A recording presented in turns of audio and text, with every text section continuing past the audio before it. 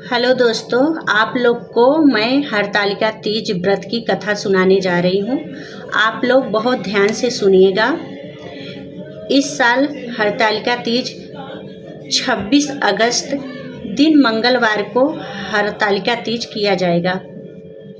आप लोग बहुत ध्यान से कथा को श्रवण कीजिए। आप लोग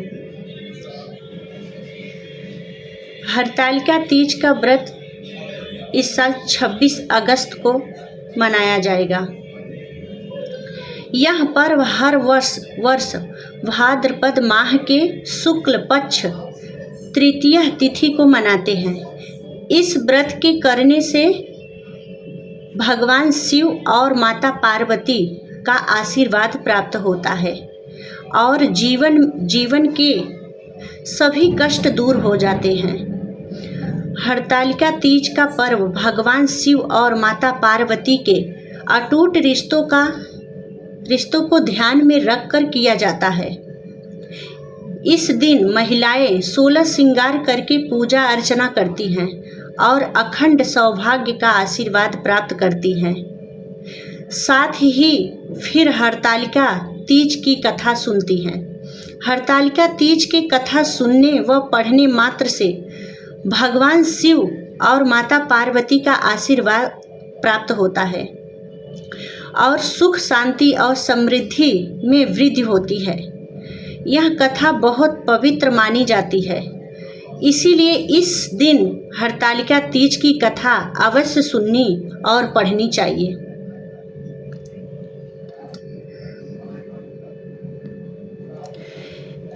आइए आप लोग को हम कथा सुनाते हैं। जिनके दिव्य केशों पर अंक के फूलों की माला शोभा देती है और जिन भगवान शंकर के मस्तक पर चंद्र और गले में मुंडों की माला पड़ी हुई है, जो माला पार्वती दिव्य वस्त्रों से तथा भगवान शंकर दिगंबर वेश धारण किए हैं, उन दोनों भवानी शंकर के नमस्कार करती हूँ। कैलाश पर्वत के सुंदर शिखर पर माता पार्वती ने महादेव जी से पूछा, हे महेश्वर, मुझसे आप वह गुप्त से गुप्त बातें बताइए जो सभी के लिए सरल और फलदायक देने वाली हो। हे नाथ, यदि आप मुझसे प्रसन्न हैं तो आप मुझे दर्शन दें। हे जगन्नाथ, आप यदि मध्य और अंत रहित हैं, आपकी माया का कोई पार नहीं है। आपको मैंने किस भांति प्राप्त किया है, कौन से व्रत तप या दान के पुण्य फल से आप मुझको वह वर रूप में मिले हैं। महादेव जी बोले, हे देवी, मैं आपके सामने उस व्रत के बारे में कहता हूँ जो परम गुप्त है। जैसे तारागणों में चंद्रमा और ग्रहों में सूर्य, वर्णों में ब्रह्मांड, देवताओं में गंगा, पुराणों में महाभारत, वेदों में साम और इंद्रियों में मन श्रेष्ठ हैं, वैसे ही पुराण और वेद सब में इनका वर्णन आया है, जिसके प्रभाव से तुमको मेरा आधा आसन प्राप्त हुआ है।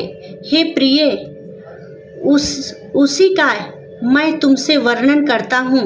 सुनो। भाद्रपद भादों मास के शुक्ल पक्ष की हस्त नक्षत्र के दिन इस व्रत का अनुष्ठान मात्र करने से सभी पाप का नाश हो जाता है। तुमने पहले हिमालय पर्वत पर इसी महान व्रत को किया था, जो मैं तुम्हें सुनाता हूँ।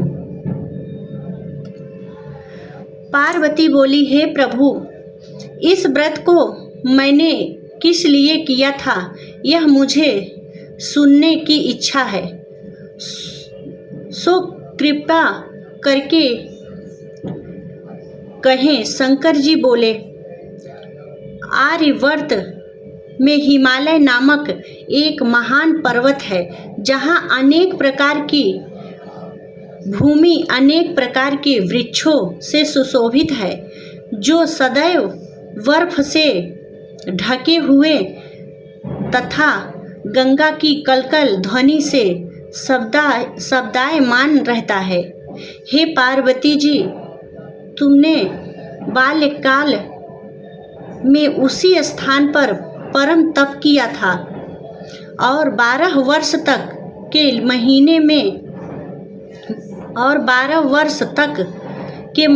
महीने में जल में रहकर तथा वैशाख मास में अग्नि में प्रवेश करके तप किया।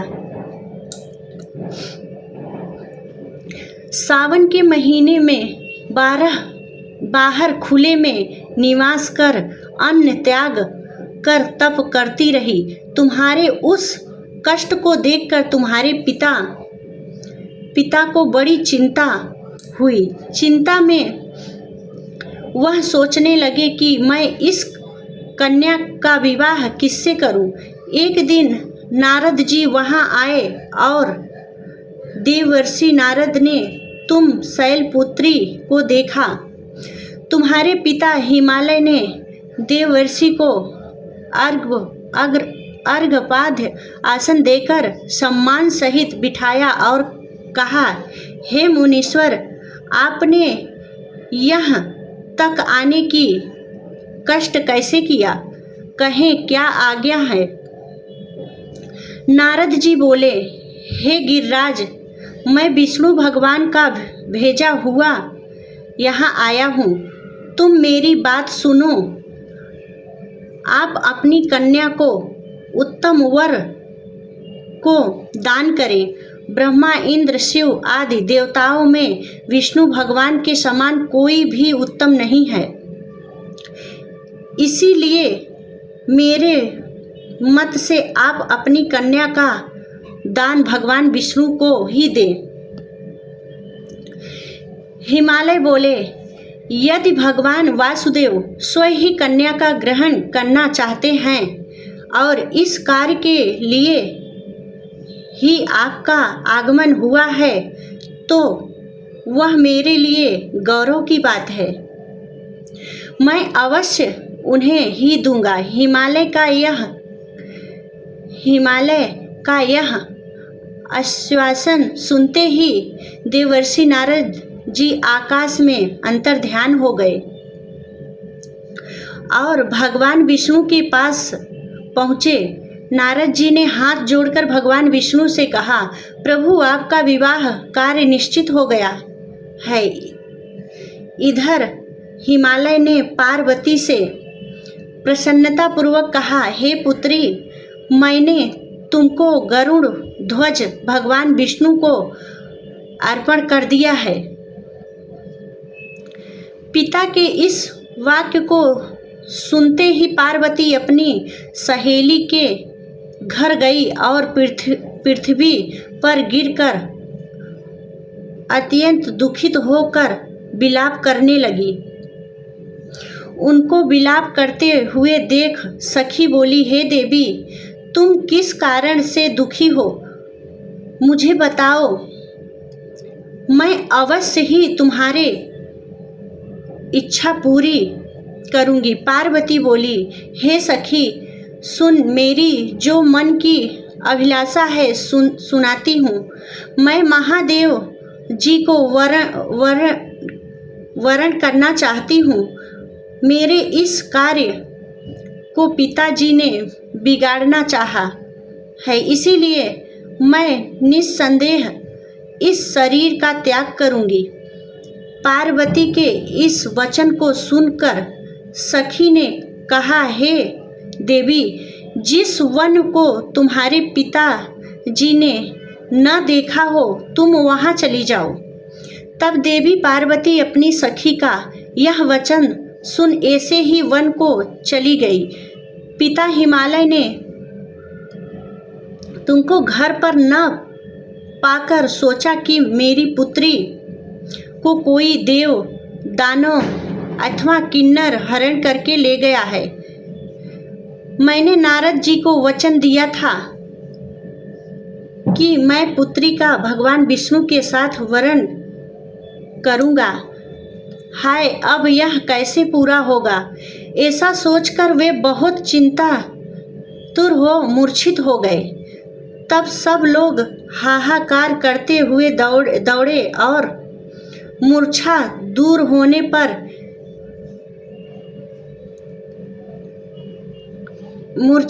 होने पर गिरिराज से बोले कि हमें आप अपनी मूर्छा का कारण बताओ। हिमालय बोले, मेरे दुख का कारण है कि मेरी रत्न रूपी कन्या को कोई हरण कर ले गया, या सर्प ने काट लिया, या किसी सिंह ने मार डाला। वह ने जाने कहाँ चली गई, या उसे किसी राक्षस ने मार डाला है। इस प्रकार कहकर गिरिराज दुखित होकर ऐसे ही कांपने लगे जैसे तीव्र वायु से चलते पर कोई वृक्ष कांपता है। तत्पश्चात हे पार्वती, तुम्हें गिरिराज साथियों सहित घने जंगल में ढूंढने निकले। तुम भी सखी के साथ भयानक जंगल में घूमती हुई वन में एक नदी के तट पर एक गुफा में पहुंची। उस गुफा में तुम आनी सखी साथ प्रवेश कर गई, जहां तुम अन्न जल का त्याग करके बालू का लिंग बनाकर मेरी आराधना करती रही। उस समय पर भाद्रपद मास की हस्त नक्षत्र युक्त तृतीया के दिन तुमने मेरा विधि विधान से पूजन किया तथा रात्रि को गीत गायन करते हुए जागरण किया। तुम्हारे उस महाव्रत के प्रभाव से मेरा आसन डोलने लगा। मैं उसी स्थान पर आ गया जहां तुम और तुम्हारी सखी दोनों थी। मैंने आकर तुमसे कहा, हे वर्णा ने, मैं तुमसे प्रसन्न हूँ। फिर तुम मुझसे वरदान मांग। तब तुमने कहा कि हे देव, यदि आप मुझसे प्रसन्न हैं तो आप महादेव जी ही मेरे पति हो। मैं तथास्तु ऐसा कहकर कैलाश पर्वत को चला गया और तुमने प्रभात होते ही मेरी उस बालू की प्रतिमा को नदी में विसर्जन कर दिया।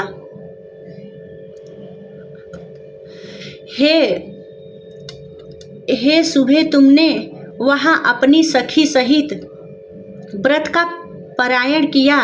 इतने में तुम्हारे पिता हिमवान भी तुम्हें ढूंढते ढूंढते उसी घने वन में आ पहुँचे। उस समय उन्होंने नदी के तट पर 2 कन्याओं को देखा तो ये तुम्हारे पास आ गए और तुम्हें हृदय से लगाकर रोने लगे। बोले, बेटी, तुम इस सिंह व्याघात युक्त घने जंगल में क्यों चली आई? तुमने कहा, हे पिता, मैंने पहले ही अपना शरीर शंकर जी को समर्पित कर दिया था, लेकिन आपने नारद जी को कुछ और बोल दिया, इसीलिए मैं महल से चली आई। ऐसा सुनकर हिमवान ने तुमसे कहा कि मैं तुम्हारी इच्छा के विरुद्ध यह कार्य नहीं करूँगा। तब ये तुम्हें लेकर घर को आए और तुम्हारा विवाह मेरे साथ कर दिया। हे प्रिय, उसी व्रत के प्रभाव से तुमको मेरा अर्धासन प्राप्त हुआ है। इस व्रतराज को मैंने अभी तक किसी के मुख वर्णन नहीं किया है। हे देवी, अब मैं तुम्हें यह बताता हूँ कि इस व्रत का यह नाम क्यों पड़ा। तुमको सखी हरण करके ले गई थी, इसीलिए हरतालिका नाम पड़ा। पार्वती जी बोली, हे स्वामी, आपने इस व्रत राज का नाम तो बता दिया, लेकिन मुझे इसकी विधि और फल भी बताइए कि इसके करने से किस फल की प्राप्ति होती है। तब भगवान शंकर जी बोले, सौभाग्य की इच्छा रखने वाली महिलाओं को यह व्रत पूरे विधि विधान के साथ करना चाहिए। इस व्रत में केले के खंभों से मंडप बनाकर उसे वंदनवारों से सुशोभित करें। इसमें विविध रंगों के उत्तम रेशमी वस्त्रों की चांदनी ऊपर तान दे। चंदन आदि सुगंधित दिव्यों का लेपन करके महिलाएं एकत्रित हो शंख, भेरी, मृगद आदि बजावे। विधि पूर्वक मंगल चार करके श्री गौरी शंकर की बालू निर्मित प्रतिमा स्थापित करें। फिर भगवान शिव पार्वती का गंध, धूप, पुष्प आदि से विधि पूर्वक पूजन करें। अनेकों नैवेद्य भोग लगावें और रात्रि को जागरण करें। नारियल, सुपारी, जवारी, नींबू, लौंग, अनार, नारंगी आदि ऋतु फलों तथा फूलों की एकत्रित करके धूप, दीप आदि से पूजन करके कहे, हे कल्याण स्वरूप शिव, हे मंगल रूप शिव, हे मंगल रूप महेश्वरी, हे शिवेत सब कामनाओं को देने वाली देवी, कल्याण रूप तुम्हें नमस्कार है। कल्याण स्वरूप माता पार्वती, हम तुम्हें नमस्कार करते हैं। भगवान शंकर जी को सदैव नमस्कार करते हैं। हे ब्रह्मा रूपिणी जगत का पालन करने वाली माँ, आपको नमस्कार है। हे सिंहवाहिनी, मैं सांसारिक भय से व्याकुल हूँ, तुम मेरी रक्षा करो। हे महेश्वरी, मैंने इसी अभिलाषा से आपका पूजन किया है। हे पार्वती माता, आप मेरे ऊपर प्रसन्न होकर मुझे सुख और सौभाग्य प्रदान कीजिए।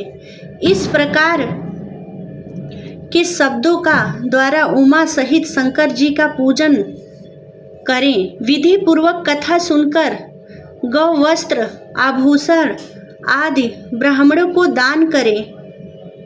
इस प्रकार से व्रत करने वाले के सभी पाप नष्ट हो जाते हैं।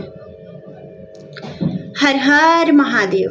हमारे चैनल को लाइक, सब्सक्राइब और शेयर करें।